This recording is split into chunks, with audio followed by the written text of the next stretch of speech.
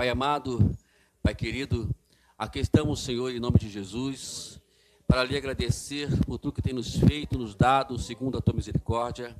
Em primeiro lugar, queremos orar por esta casa, pela vida do irmão Sandro, da irmã Sônia, Senhor, que a qual tem nos aberto esta porta para juntos aqui podermos cultuar a Ti, para podermos louvar o Teu nome, Senhor.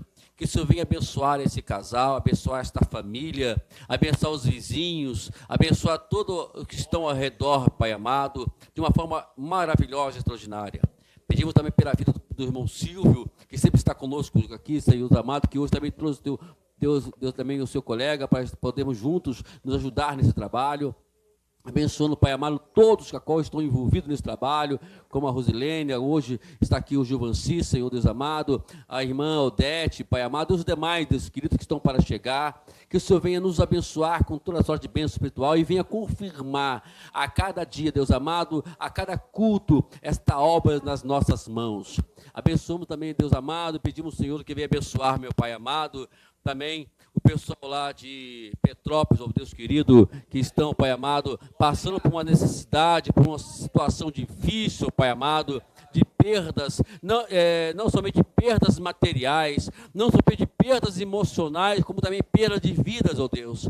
Venha consolar seus corações, venha sobre a vida deles nesse momento, Deus, venha estar com eles agora nesse momento difícil, e venha ao encontro, e venha mobilizar pessoas que têm condições para ajudá-los, ó Pai amado, a erguer as suas vidas, e também a cidade onde eles moram.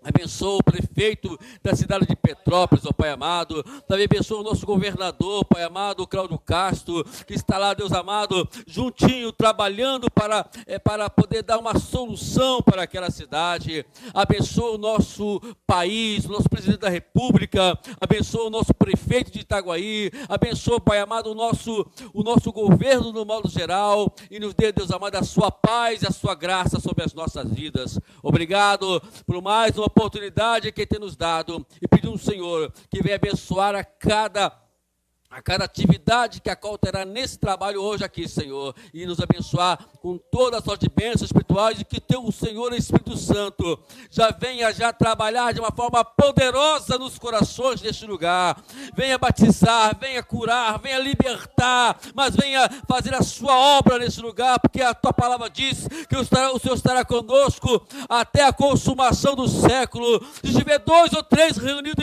em teu nome, o Senhor diz que estará no nosso meio, e portanto estamos nesta noite aqui, Senhor, para reivindicar a sua promessa, a sua palavra sobre as nossas vidas. É o que oramos em nome de Jesus. Amém e amém. Eu queria convidar os irmãos para ajudar hoje a meditarmos em Romanos capítulo 8, versículo 26 até o 30. Romanos capítulo 28,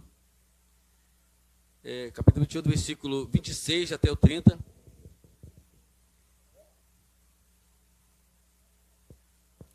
Hoje vamos falar sobre um assunto muito importante, sobre a ação do Espírito Santo nas nossas vidas.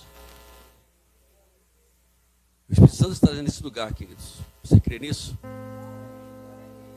Você crê que ele pode, você crê que ele está sondando o seu coração nesse momento? Então ele está fazendo isso, está sondando o seu coração, ele está provando os seus pensamentos, ele conhece tudo, ele sabe de tudo. E aqui estamos por esse motivo. Ele sabe que mediante a sua fé, você vai receber a sua bênção hoje, você vai receber a sua cura hoje, você vai receber a sua libertação hoje. Então tudo mediante a fé, mediante o que nós cremos nele. Eu queria pedir para os irmãos ajudarem, ajuda a irmã aqui, ó. Romanos 8. Ajuda aqui a irmã. Aqui, ajuda a irmã. Isso. Capítulo 8, versículo 26 até o 30.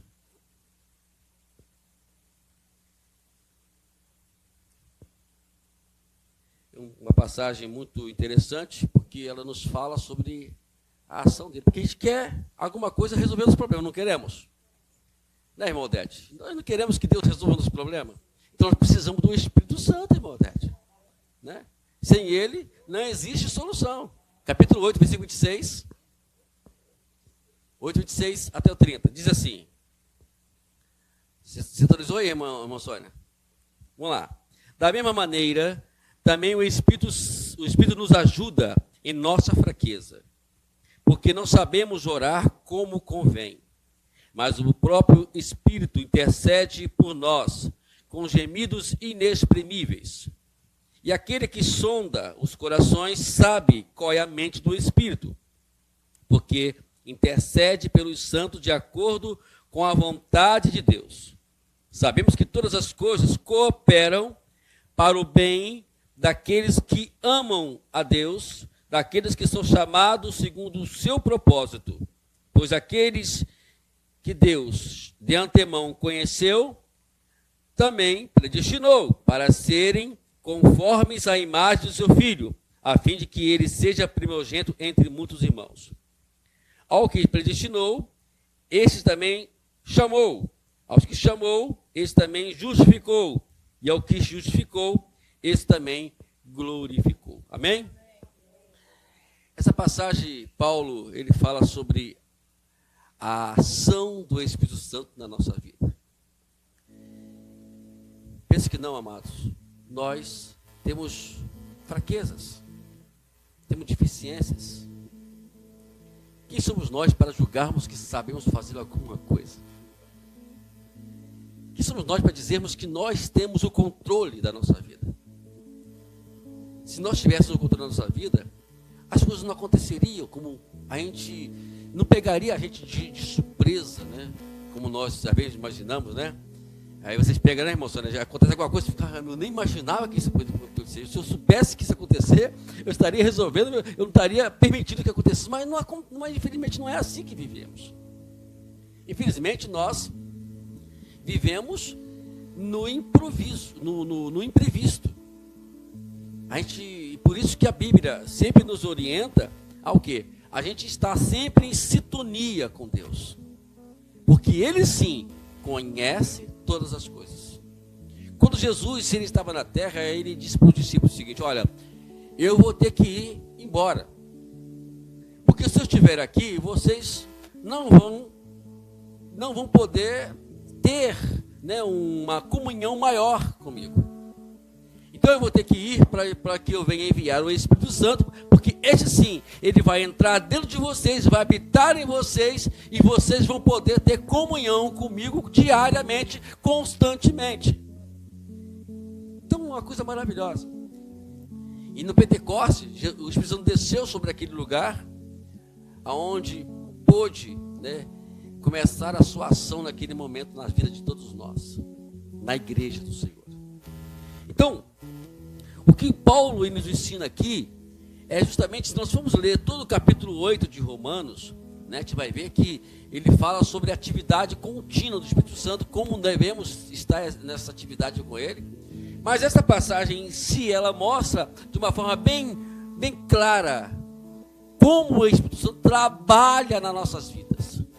E às vezes nós deixamos de lado esse momento do Espírito Santo trabalhar na nossa vida, e às vezes por uma questão pessoal, ou por nós às vezes não conhecermos a eficácia do seu trabalho nas nossas vidas, e às vezes nós não permitimos que ele haja como nós queremos que as coisas venham a agir.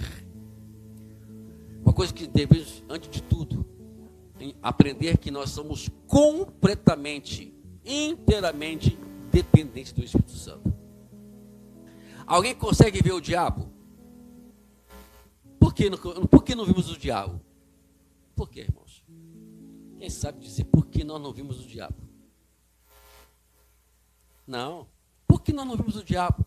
Não, ele age, não age? Mas você vê ele. Por que, irmãos, a gente não vê ele? Porque ele é espírito. Por o diabo ser espírito, ele aproveita esse lado positivo dele para poder nos levar a fazer algumas coisas que não deveríamos fazer. Mas por que fazemos isso? Ontem mesmo eu estava lendo, ou ontem, não lembro agora que eu estava lendo, eu leio tanto que a gente não sabe que dia que a gente lê esses assuntos, né? Eu estava lendo um assunto muito importante, que as pessoas se importam muito com as atividades satânicas. Que o diabo fala, o que ele faz, o que ele age.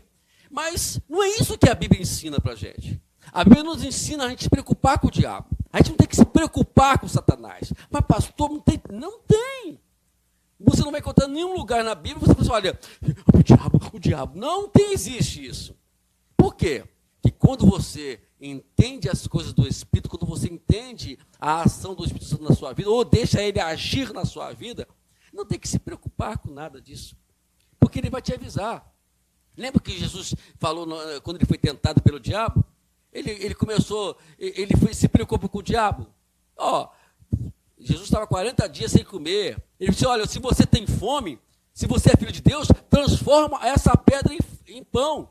Jesus disse, olha, você está enganado comigo. Está escrito, não só de pão viverá o homem, mas de toda palavra que procede da boca de Deus. Ele usa a expressão Bíblia, a palavra, a ação do Espírito Santo, porque a Bíblia fala que antes disso, quem registra isso, até mesmo Lucas, no capítulo 4, né? Mateus ele não registra, mas Lucas registra que ele estava cheio do Espírito Santo, e quem guiou ele para o deserto foi quem? O Espírito Santo. Então ele estava sendo guiado pelo Espírito Santo. E quando uma pessoa é guiada pelo Espírito Santo, ele vai sempre, quando ele vai ver alguma coisa que vem contra o que a Bíblia ensina, esse tal detalhe, quando vai em contra o que a Bíblia ensina, vai acontecer o quê? Ele vai rebater o diabo assim, eu não vou fazer isso porque está escrito, que eu não vou fazer isso porque, não é porque eu quero, não é porque, irmãos, vamos ser honestos. Você, imagine, irmão Santo, 40 dias sem comer. O que você sente na hora? Quando você vai tem a possibilidade, né, de pegar e comer. Se eu transformar a pedra em pão, eu vou me alimentar. Não é isso mesmo, irmão Ângela? Mas ele disse, não, eu quero comer, eu estou com fome. É 40 dias, meu amado. 2 dias, um dia sem comer já é ruim, imagina 40 dias. Eu estou com fome, mas eu não vou fazer isso, porque a Bíblia diz que não só de pão vive o homem, mas de toda a palavra que procede da boca de Deus. Ele usou a ação do Espírito Santo na vida dele. Lembra que nós lemos aqui no início? Da mesma maneira, Paulo fala assim, da mesma maneira também o Espírito nos ajuda em nossa fraqueza. Está fraco? Peça a ajuda do Espírito Santo. Está com deficiência, está com problemas sérios, peça a ele, como a irmã Rosilene falou aqui agora, ore a Deus, converse com ele, me ajuda aqui, Senhor, me ajuda aqui, eu preciso de direção, Senhor, eu não posso, né? O que não pode é atender às demandas satânicas. E o versículo, mais adiante ainda, ele fala que nós não sabemos orar. Alguém sabe, um dia, eu falei isso numa igreja, o pastor da igreja me bateu, irmã Ângela, porque eu falei que nós não sabemos orar. Né? Eu falei assim, mas eu perguntei, você sabe orar mesmo, amigo? Né? Porque se nós sabêssemos orar, como nós, às vezes, como muitas pessoas julgam fazer aí, as coisas, o mal não acontecia, não ia acontecer. Não é verdade? Se nós sabêssemos orar, o Itaguaí todinho seria salvo. Se nós sabêssemos orar, a nossa família todinha estava salva. Sim ou não? Então, se a nossa família toda não está salva, porque a gente ainda não sabemos orar como convém. Paulo está dizendo aqui, não sabemos orar como convém. Mas, temos uma solução para isso. Ele fala aqui no versículo 26 ainda. Que o Espírito intercede por nós com gemidos inexprimíveis. E quer dizer o seguinte, ele fala de uma forma intercedendo por nós, porque a Bíblia fala que ele conhece o amanhã. Ele sabe o que vai se proceder amanhã. Se nós não entrarmos em sintonia com o Espírito Santo, vai acontecer o quê? Amanhã a gente vai agir errado. Amanhã a gente vai pensar errado, a gente vai fazer as coisas erradas. Mas se nós tivermos sintonia com o Espírito Santo, ele vai nos avisar que o amanhã tem problema. Então por isso eu preciso vigiar agora. É por isso que Pedro, no capítulo 5, versículo 8, ele fala: sede sóbrio e vigilante. Por quê? Porque o diabo, o vosso adversário, ele anda ao redor, rugindo como leão, querendo vos devorar. Então, por isso, o que é andar sóbrio e vigilante? Sóbrio é você andar consciente do que você está fazendo, do que você está andando. Né? Já viu? Sóbrio é ao contrário de bêbado. Bêbado não sabe andar. Parece que está ventando na rua. Né?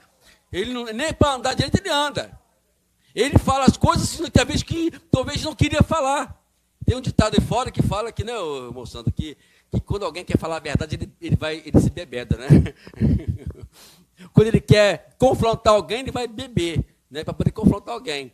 Por quê? Porque ele, na sobriedade, ele não vai ter coragem de dizer o que ele queria, que ele pode dizer quando está bêbado. Né? Às vezes acontece. E a mesma coisa somos nós. Precisamos estar sóbrio para saber o que o diabo está fazendo, o que o diabo está trabalhando. Né? E aí, outro ponto, vigilante. O que é ser um vigilante? Eu falo isso porque eu estudei sobre isso. Eu sou formado como vigilante. Né? E eu sei muito bem a minha função como vigilante. E qual é a função do vigilante? É prevenção. Nunca vou esquecer desse detalhe. Na primeira aula que eu tive, o instrutor falou, ser vigilante é ter prevenção. O que é prevenção? É antecipar ou olhar antes que aconteça o mal. Porque a prevenção, ela faz com que a gente não venha, né, cair no mal. Eu me lembro que uma vez eu estava fazendo um trabalho, eu estava no Correios, lá no centro do Rio de Janeiro, lá no Rio de Janeiro, não centro do Rio de Janeiro, no Rio de Janeiro, e aí era a agência onde eu estava trabalhando, fechava às 9 horas da noite, moçando. Era 9 horas, 2 homens estavam no banco do caixa, eram únicos, trocando, falando assim, olha, esse selo aqui não está legal não, deixa eu ver o teu selo. Aí foi isso que eu fiz, eu já me posicionei, que diz força de presença, né, que eles chamam lá, para entender que eu já estou ciente da situação, que nada vai acontecer porque eu já estou ciente. Aí o gerente com medo, né, falou assim, calma, meu filho, calma que eu estou no controle. Aí eu fui, mostrei para ele que eu estava ciente da situação, aí avisei a portaria o que estava acontecendo, tudo foi prevenido. Porque se alguma coisa acontecesse aqui, o pessoal da portaria já estava ciente e ele não ia sair dali numa boa. Está entendendo o que é prevenção? E a mesma coisa somos nós. Você já viu um leão quando ele ataca alguém? Observe somente, o leão, ele é um animal que ele calcula para poder pegar a sua presa. Já viu? Ele vai devagarzinho. Né? Ó. Ele vai olhando para a presa, a ficção dele em cima da presa. E assim também é o diabo em cima da gente. Ele não sabe o que você pensa, mas ele pode muito bem vasculhar você, ficar em cima de você, ficar ao redor de você, para buscar alguma coisa que possa te levar à perdição, que possa te levar à queda. E nós somos fracos. E Paulo fala, nós somos fracos, precisamos do Espírito Santo na nossa vida. E se quando você trabalha com o Espírito Santo, quando você ora com o Espírito Santo, ele vai te ajudar na sua fraqueza. E vai interceder por você. Irmãos, só o Espírito Santo sabe o que você precisa, mais do que você. Pensa você, às vezes nós não sabemos orar, como ele diz, como convém, não sabemos pedir o que nós precisamos mesmo. Às vezes nós deixamos que a nossa ansiedade, ela seja, entendeu, a prioridade da nossa vida. Talvez aquilo que você ora, aquilo que você pede a Ele, não é o que você precisa no momento, mas o Espírito Santo, ele sabe exatamente o que você precisa quando você está orando a Ele. Por exemplo, pedir, Senhor, Espírito Santo, me ajude a orar.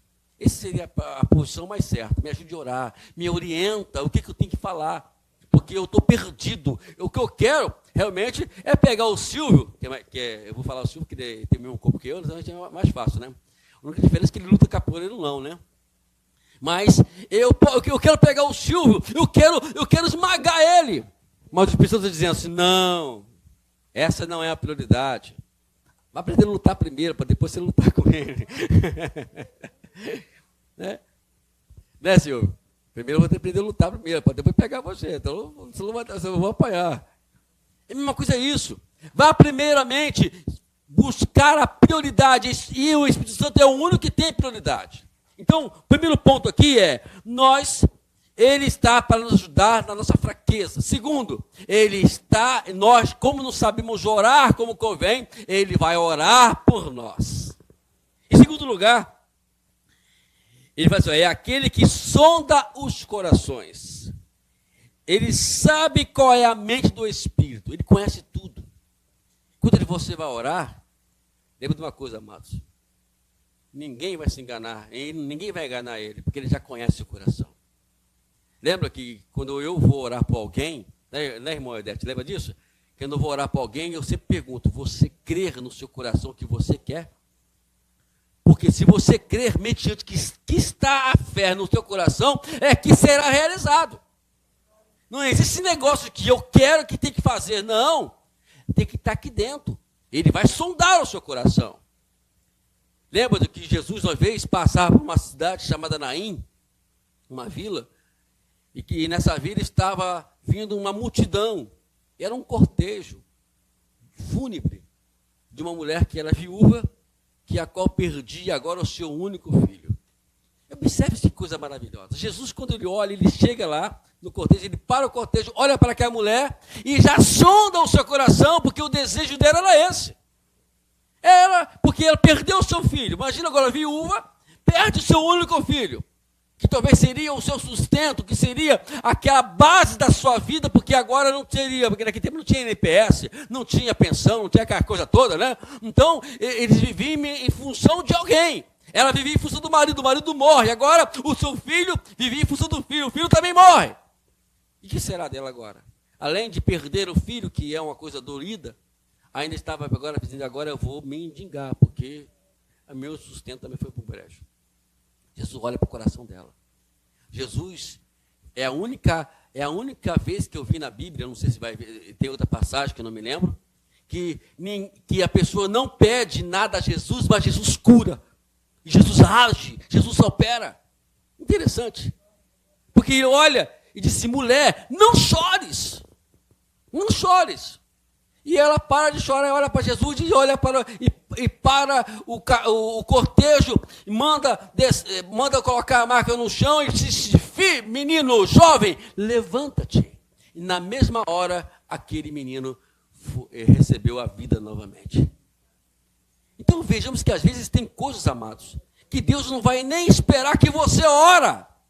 Mas você está tão fixado em seu coração de receber uma bênção, que ele vai dar automaticamente. Já aconteceu isso com várias pessoas que eu conheço, até comigo.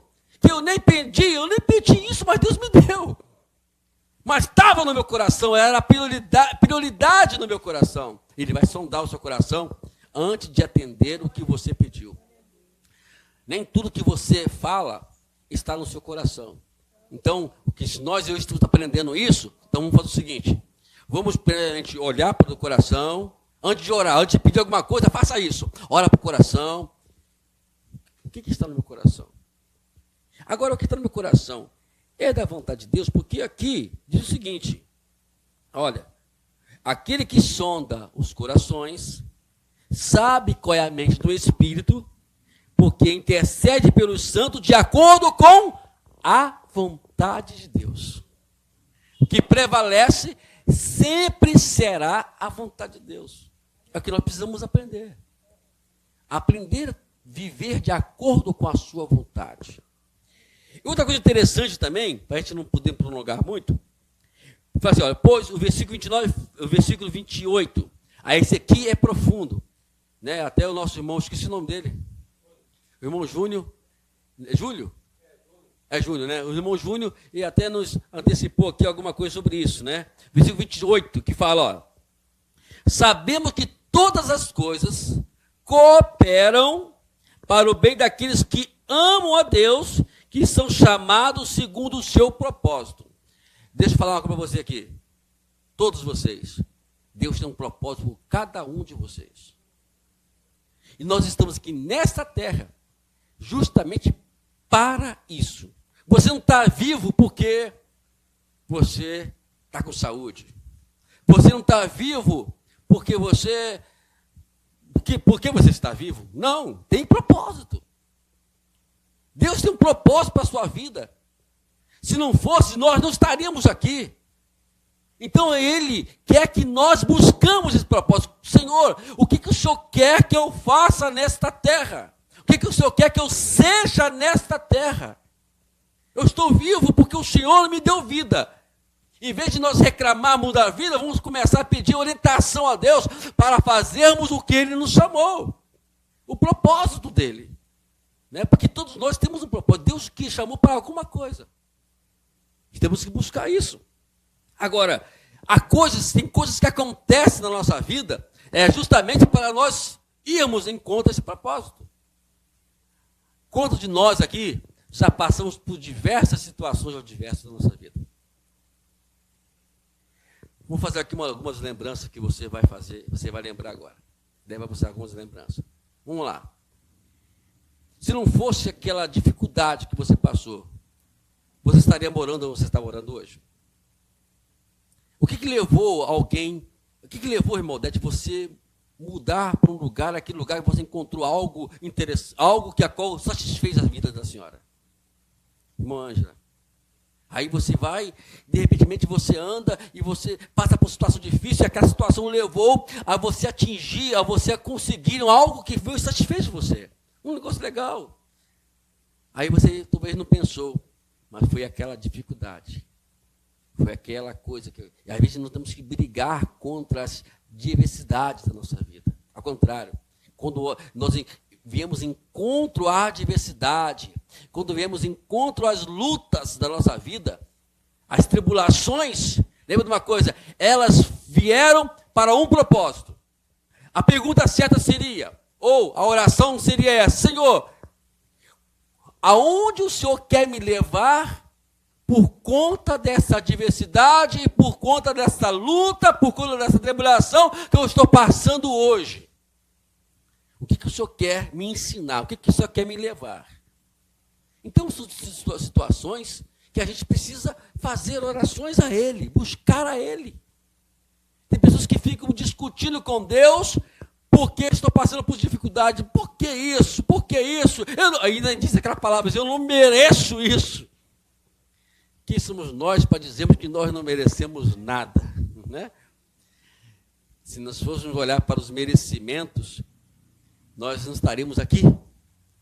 Mas por causa da graça dele, que é o favor imerecido de Deus para a nossa vida, é que estamos aqui. Então, se passamos por alguma coisa, pode lembrar, tudo que passamos está sempre cooperando para nos levar a entender qual é o propósito dele para a nossa vida nessa terra.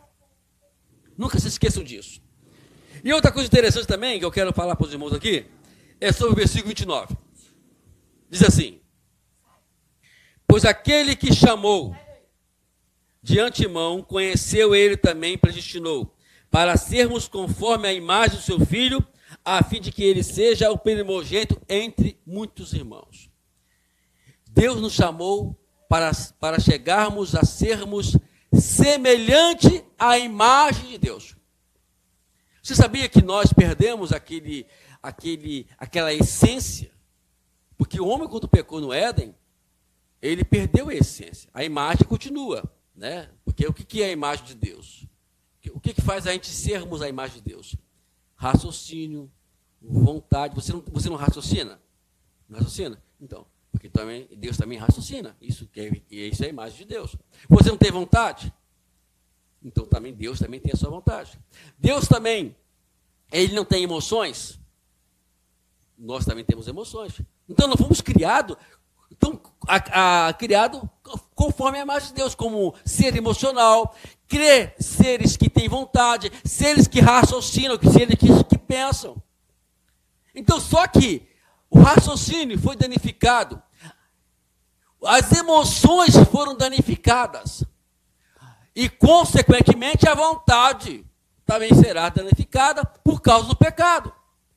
E aí vem o problema: como é que vamos agora chegarmos para Deus? Deus, ele diz a Bíblia que o pecado é a separação entre Deus e o homem. E como é que vamos chegar a Deus se estamos vivendo no pecado? Aí Jesus veio justamente para poder nos mostrar o caminho. Lembra que eu falei aqui um tempo atrás? Que o caminho, ele é o modelo, como vamos chegar a Deus, como vamos ser igual a Deus, como vamos fazer igual a Deus. Jesus veio com esse modelo. Então Paulo falou aqui, primeiro, nós não sabemos, o Espírito Santo nos ajuda na nossa fraqueza, nós não sabemos orar como convém, e Ele sempre está sondando o nosso coração, levando a mente do Espírito para a gente fazermos a vontade de Deus. E quarto lugar, precisamos entender que precisamos chegar ao padrão que a qual Deus nos chamou, que é se voltarmos a pensar o que Deus pensa, a sentir o que Deus sente e conhecer qual é a vontade de Deus para a nossa vida. Que tudo isso vai nos levar ao quê? À satisfação da vida. Se eu fosse perguntar aqui para vocês, amados, quem é feliz aqui, vocês talvez diriam por boca para fora. Mas lá no interior, o que é felicidade? É satisfação, viver voando, né? Isso não é sempre na nossa vida. A gente recebe felicidade aqui ou está lá, mas geralmente a gente sempre está com problemas. Por que estamos com problemas? Porque estamos vivendo segundo a nossa vontade. Quando entendermos a vontade de Deus, as coisas vão mudar na nossa vida. E Jesus Cristo, quando ele começa a fazer aquele sermão da montanha, ele começa a falar justamente sobre isso, as bem-aventuranças. Encontrar a satisfação, a alegria da nossa vida. O Salmo 1, né, que a gente vai, talvez na próxima oportunidade, falar um pouquinho sobre ele, mas eu posso adiantar ele para você aqui hoje. O Salmo 1, ele diz exatamente como é que é uma pessoa feliz. Quer ser feliz? Eu não vou hoje falar sobre ele, porque a gente vai terminar, porque o tempo não permite mais, né? Mas olha só, bem-aventurado aquele que não anda no conselho dos ímpios, que se detém no caminho dos pecadores, e nem se assenta na roda dos escarnecedores. Por quê? O contrário disso tudo qual é? Meditar na lei do Senhor de dia e de noite. Está aqui. Quando você medita no Senhor, quando você está em sintonia com Ele, orando a Ele com o Espírito Santo, você vai ter uma oração de conhecimento da vontade de Deus. Quando você ora sem o Espírito Santo, que às vezes, lembra que eu falei, a oração não é simplesmente pegar aí, Pai do céu, muito obrigado, Senhor, acabou. Não, oração é uma mão de mão dupla, né? É uma via de mão dupla, perdão. Você ora a Deus e agora você vai esperar que o Espírito Santo, ele te mostre o que você deve ou não fazer. Sabe por que muitas pessoas oram e as coisas não resolvem? É porque eles oram e não esperam Deus falar. E aí, o que acontece? A coisa não vai andar. É a mesma coisa, chegar aqui, né, vamos supor que eu chegar para o meu pai e falar assim, pai, olha só, aí a situação está assim, assim, assado, e eu queria que o senhor me desse... Blá, blá, blá. Aí eu saio e viro as costas para o pai. E aí chega lá fora e você vai e comete um erro, e depois vem com o pai, pai, se você me esperasse eu falar contigo, eu te orientar como fazer essas coisas. Né? Você não esperou, você levantou e caiu fora. Orar a Deus é estar em sintonia com Ele. Quantos de nós aqui tem um momento com Deus? Que nós chamamos de devocional. Quantos de nós aqui paramos para poder falar com Deus e esperar Deus falar com a gente? Tirar um momento. Né? Se deixa a louça para depois, ou lava a louça antes, já providencia já a arrumação de tudo. Você que é homem, já chega em casa, que se tem alguma coisa para fazer, já faz agora alguma coisa em casa, e depois chega e diz, olha, dona Zezinha, eu vou ali ter uma conversinha com meu pai, E eu preciso que você me deixe aí um pouquinho a sós para que eu possa não somente falar com ele, mas também ouvir o que ele quer falar comigo. E assim a gente vai fazer. Como? Exatamente.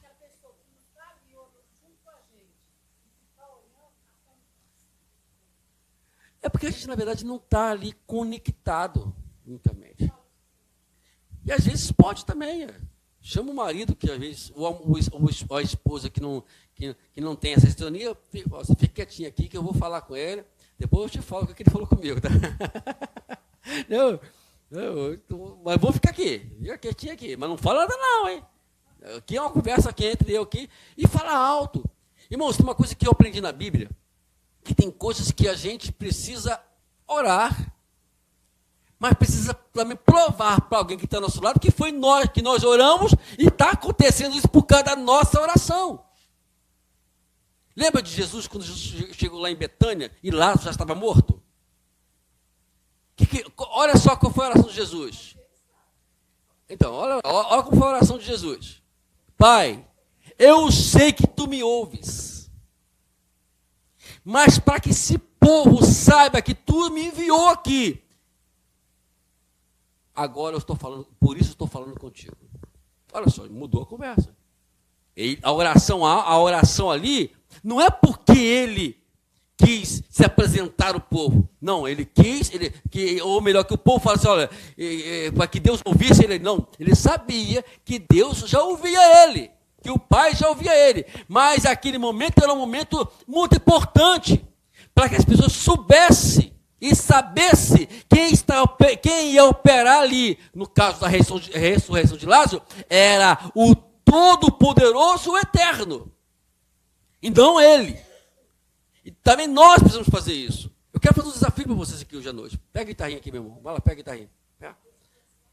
Vamos fazer um desafio. Vamos se pôr de pé nesse momento agora. Vamos se pôr de pé agora, vamos. Você crê que Deus pode agir na sua vida hoje? Amém, irmãos? Você crê que Ele vai agir hoje na sua vida? Então eu quero fazer um desafio com você nessa noite. Esse desafio qual é, pastor?